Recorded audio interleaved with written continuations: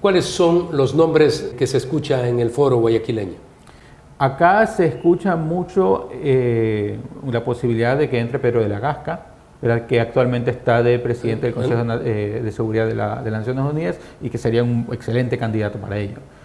¿Sí? No sé qué otros nombres, porque de los que más suenan también son personajes de Quito, ¿verdad? Pablo Encalada, María Araujo, la doctora Araujo, María Fernanda Araujo, ella misma. Sí, que también serían muy buenas opciones, ¿verdad? El problema es, pues, podemos tener estas ovejas, pero ¿quiénes serán los lobos? ¿Verdad? ¿Quiénes serán los candidatos del correísmo? Porque el correísmo busca justamente cooptar estas entidades para garantizar la impunidad.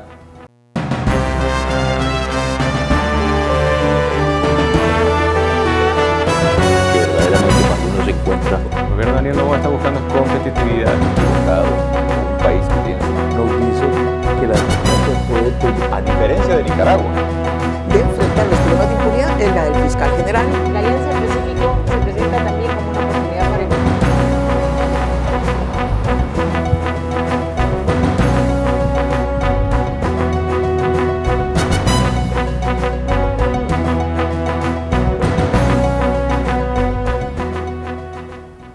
Un gusto volver a estar con ustedes en el espacio Fernando Aguayo América.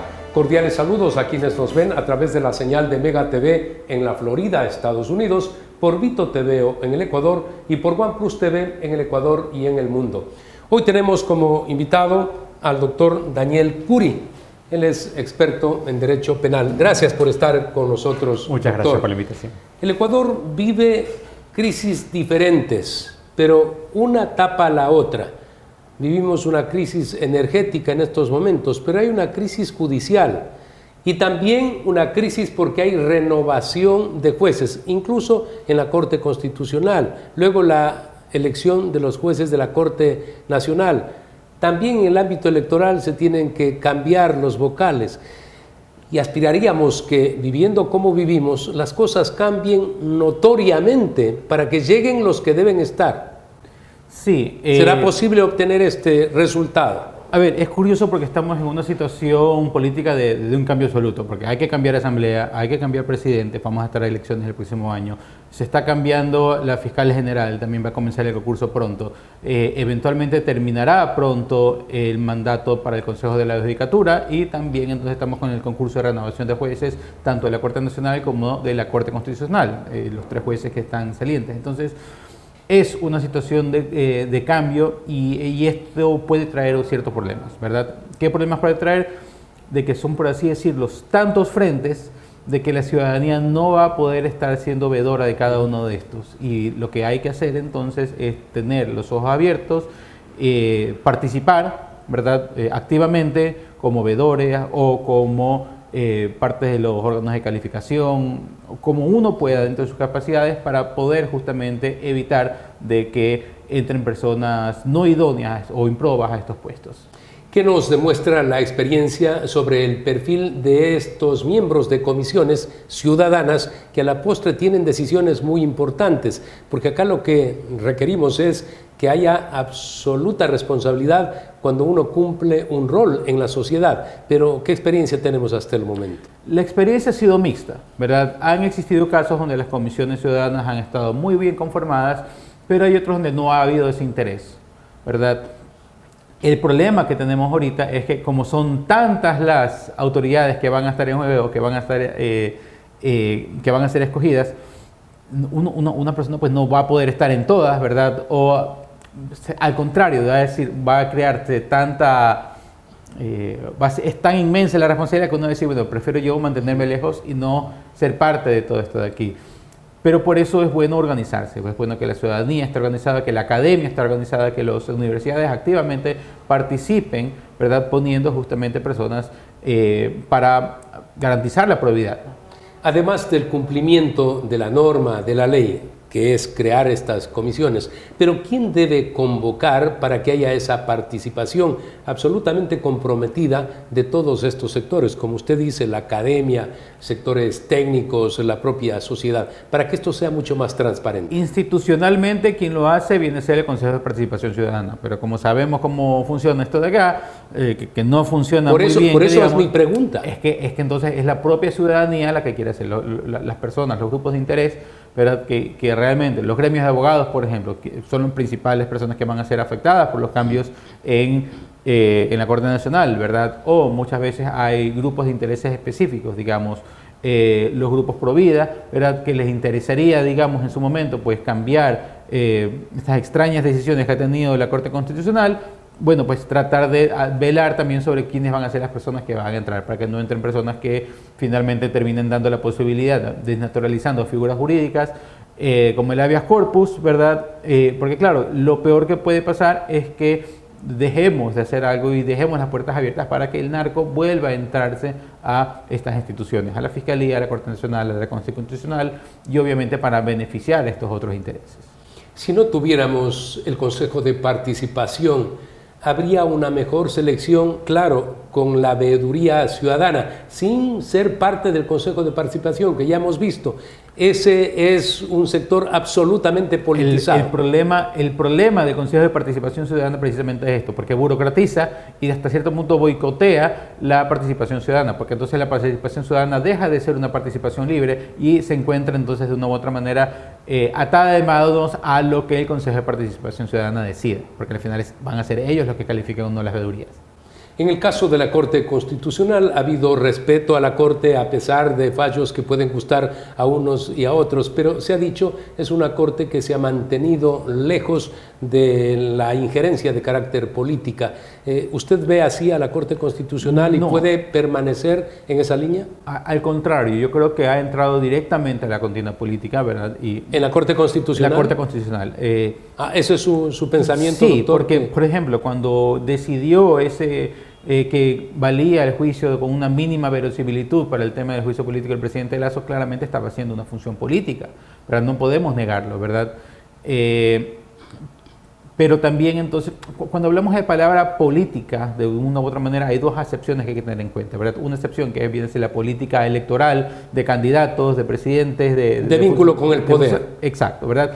Pero la otra de la palabra política también viene a ser como una política de desarrollo, como una política de Estado. Y en ese sentido sí que también definitivamente la Corte Constitucional entra al momento que tiene que calificar las leyes o los decretos de emergencia para ver justamente si caben o no.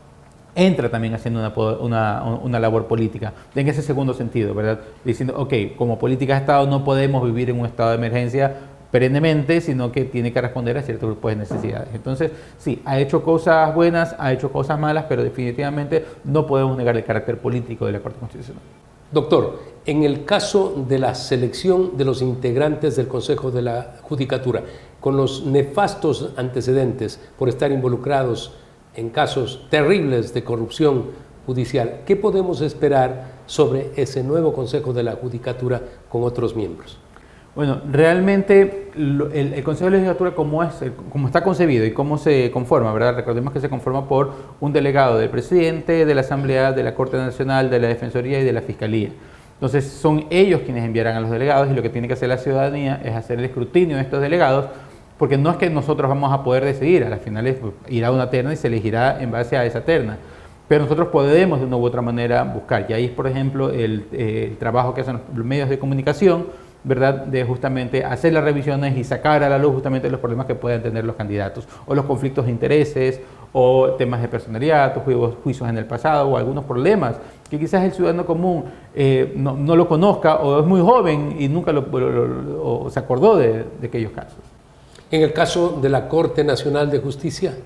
En el caso de la Corte Nacional, bueno, pues de manera similar, ¿verdad? Por ejemplo... Que es el que mayor preocupación ha generado en la ciudadanía por todo lo que ha sucedido hasta el momento. Exacto, pero aquí tenemos justamente ya que ha llegado hasta cierto punto ya el concurso de que lo que falta entonces vienen a ser el tema de las pruebas, ¿verdad? Tanto teóricas como prácticas, la calificación de estas pruebas, ¿verdad? Y ahí entonces lo que se requiere es apertura justamente, que la ciudadanía pues pueda ver una vez dadas las pruebas, pues cuáles fueron las pruebas, cómo las dieron, cuáles fueron los resultados, cuáles son las respuestas, etcétera, etcétera, ¿verdad? Porque mucha de esta información se queda generalmente muy reservada, ¿verdad? Y al momento en que existe reserva de información que es de interés público, ya crea desconfianza. Y la mera creación de desconfianza ya crea de una u otra manera una sensación de que algo no está bien. Entonces, entre más transparencia se hace, entre más transparencia exijamos como ciudadanos, siempre va a ser mejor. Cuando llegan estas etapas de cambio, uno piensa, quisiéramos tener algo mejor, aun cuando estuviera funcionando bien. Este no es el caso, vivimos una crisis en la administración de justicia. Pero ¿cómo haríamos para que ya esto sea el pasado, lo que hemos vivido y padecido, y sea diferente este servicio de la administración de justicia en el país, que es un servicio público? El problema es que hay tanto por hacer, ¿verdad? Porque es un problema económico por un lado, ¿verdad? A la final es, de una u otra manera, las condiciones por las cuales trabajan los jueces y los funcionarios judiciales muchas veces son condiciones deplorables, ¿verdad? Condiciones de que, bueno, además de las situaciones de cortes de energía, que no tienen seguridad, que no tienen luz, que no tienen servicios básicos, agua o servicios higiénicos dentro de las instalaciones, ¿verdad? Entonces, claro, se les dificulta el trabajar. Entonces, esa es la primera condición que hay que tratar de mejorar la condición de los funcionarios judiciales. Pero luego, al momento de escoger a los funcionarios judiciales o al momento de hacer estos cambios o estos reemplazos, tratar de escoger gente que tenga realmente vocación, de que no sea, me voy a hacer juez porque no me alcanza la vida siendo abogado, porque soy mal abogado. No, porque entonces vamos a tener un mal juez, ¿verdad? O voy a ser un fiscal, juez corrupto, exacto, para decir ¿verdad? directamente las cosas. Exacto, porque no mira la profesión de juez como una profesión de vocación, sino mira como un medio para hacerse dinero. Y al momento en que le estén ofreciendo más dinero, entonces se va a ir justamente por esa postura. Finalmente, la designación del nuevo fiscal o una fiscal mujer, ¿qué va a pasar? Pues habrá que ver quiénes son los candidatos. Hasta ahora se escuchan nombres, pero nadie está 100% seguro de quiénes son los candidatos. Cuando comience ya el concurso, esperemos que no sea con ese reglamento, que puede el Consejo de Participación Ciudadana mejorar realmente este mamotreto de reglamento que han hecho, podremos entonces ya entrar a discutir más sobre los candidatos, sobre sus posiciones, tanto jurídicas como profesionales, y también sobre su calidad moral. ¿Cuáles son los nombres que se escucha en el foro guayaquileño? Acá se escucha mucho la posibilidad de que entre Pedro de la Gasca, ¿verdad? Que actualmente está de presidente del Consejo de Seguridad de las Naciones Unidas y que sería un excelente candidato para ello. ¿Sí? No sé qué otros nombres, porque de los que más suenan también son personajes de Quito, ¿verdad? Pablo Encalada, María Araujo, la doctora Araujo, María Fernanda Araujo. Ella misma. Sí, que también serían muy buenas opciones, ¿verdad? El problema es, pues, podemos tener estas ovejas, pero ¿quiénes serán los lobos? ¿Verdad? ¿Quiénes serán los candidatos del correísmo? Porque el correísmo busca justamente cooptar estas entidades para garantizar la impunidad. Muchas gracias, doctor, por haber estado con nosotros. Muchas gracias por la invitación. Amigos, vamos a hacer una pausa comercial. Retornamos. Buenas tardes, vecino. Si tiene fideo, me da, por favor. Me llamo Mercedes Moncayo. Yo vivía antes en el oriente y adquirí una deuda hace 10 años atrás. Era para comprar ganado y luego los ganados murieron. El préstamo que hice antes fue de 500 y ahora la deuda actual que tengo en Banco Nacional de Fomento son de $6,000. Y esto es debido a los intereses. Todo lo que trabajaba era para pagar las deudas que yo tenía en el banco. Al enterarme que me van a condonar la deuda, fue una noticia grande para mí, igual para mis padres.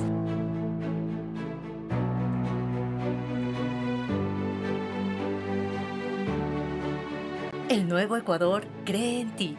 Autorización número 5752. CNE, Elecciones Generales 2025.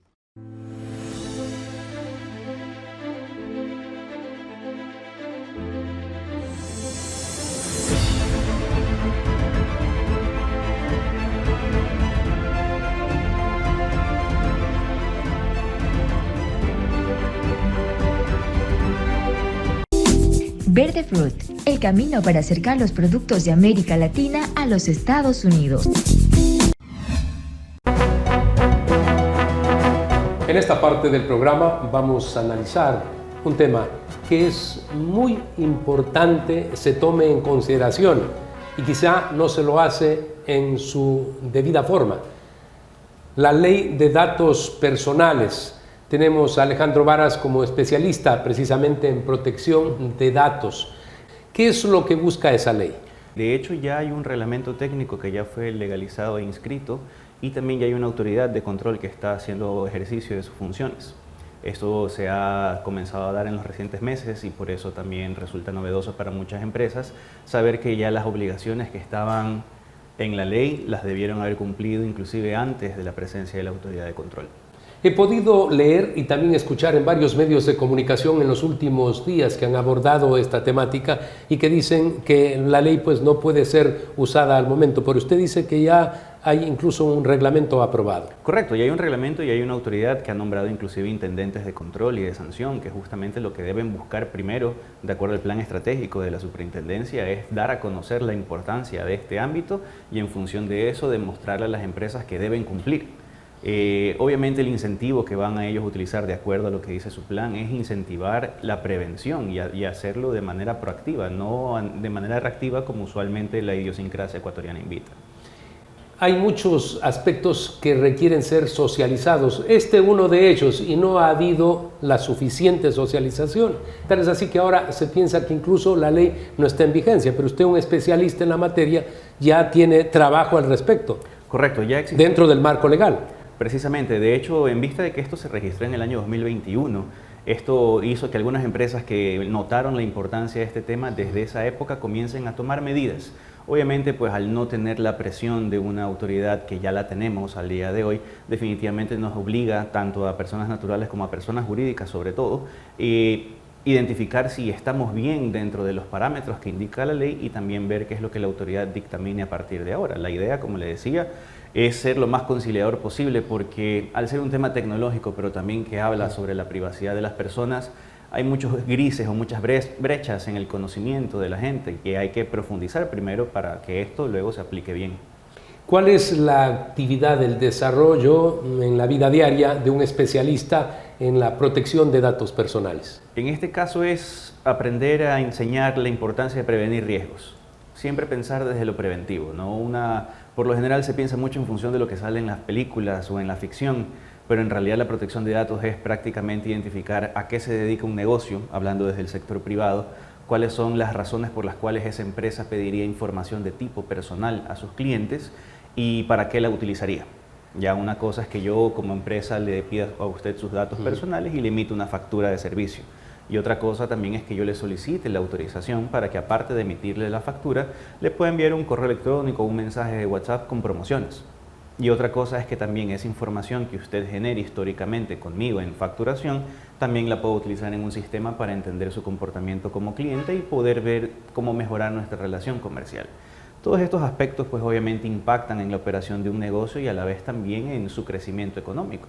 Si no conozco a mi cliente, ¿cómo voy a mejorar mis ventas? Ahora, si tengo estos datos de estas personas, ¿cómo me aseguro que su privacidad esté garantizada?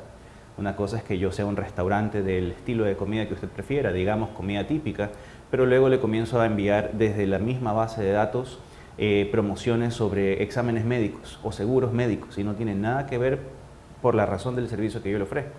Ahí hay una razón para que usted diga algo está raro, tengo que ir a tocar la puerta al negocio y decir qué estás haciendo con mi información personal. Lo que busca la ley justamente es facilitarle al ciudadano el ejercicio de esos derechos y obligar a las empresas a cumplir con ciertas condiciones para que usted como ciudadano tenga la confianza de poderle entregar sus datos a alguien que se lo solicita a cambio de una transacción. ¿Quién contrata los servicios de un especialista en protección de datos? En este caso hablemos principalmente de la empresa, del sector privado, porque justamente con el ejemplo que estábamos hablando, pues ellos tienen que demostrar que la razón por la que piden esta información está alineada al giro de negocio y en cumplimiento de lo que pide la ley. Ya no es solamente tener reglas claras de decir, si usted me da su número de teléfono, yo utilizaré ese número para comunicación comercial, sino también poder decir, utilizaré esa información y estará almacenada en tecnología que cumpla con los estándares de seguridad del país o del mercado. Y con eso también los ciudadanos deberían informarse y asesorarse en el sentido de saber qué derechos ganan y qué responsabilidades también adquieren como personas. No entregarle mi información personal a cualquiera, no caer tampoco en las estafas en línea, que son las primeras en pedirte información y luego caes en un riesgo que decides acusar a a quien sea menos al que te hizo el daño, y con eso también desarrollar esta conciencia y esta cultura de privacidad que es sumamente necesaria en este país, sobre todo desde el incremento de uso de la tecnología en el día a día. Hemos visto que hay muchos casos de piratería digital. En estos días hemos podido escuchar testimonios de gente que ha sido afectada por esa acción. Al retornar vamos a conversar de este aspecto.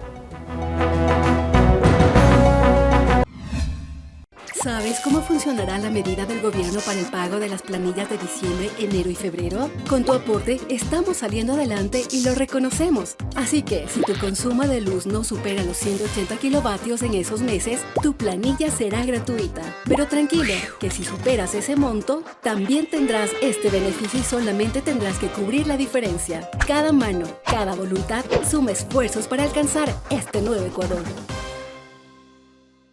Autorización número 5751. CNE, Elecciones Generales 2025.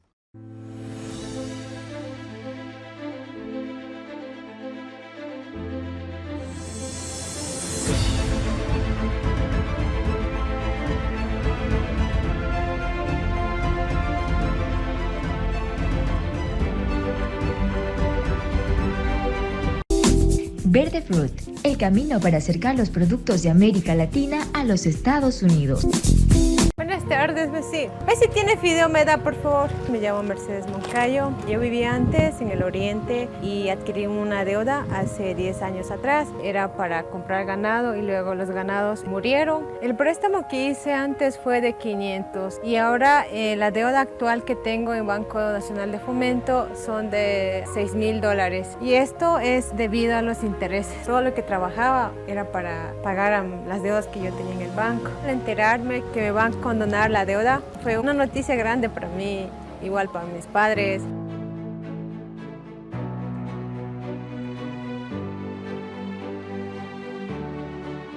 El nuevo Ecuador cree en ti. Autorización número 5752. CNE, Elecciones Generales 2025.